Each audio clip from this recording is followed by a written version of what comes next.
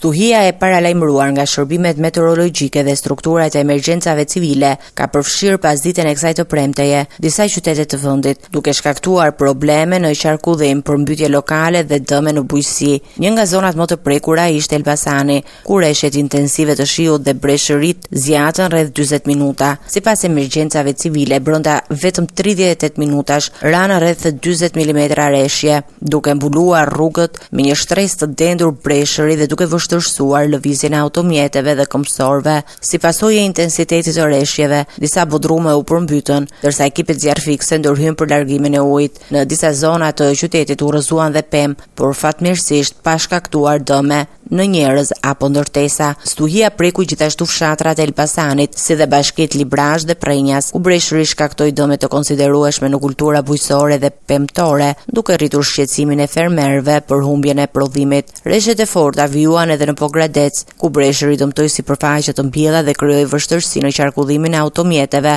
në aksin drejt juglindjes së vendit. Edhe Korça në zonat përreth u përfshi nga një stuhi e shoqëruar me breshër dhe erëra të forta, megjithëse fenomeni zjati vetëm pak minuta, intensiteti i tij la pas dëme të dukshme në disa zona. Pas përmirësimit të motit, autoritetet vendore kanë nisur verifikimin në terren për të evidentuar dëmet materiale dhe ndikimin që stuhia ka shkaktuar në sektorin bujqësor, ndërsa pritet një bilanc më i plot në orët në vijim.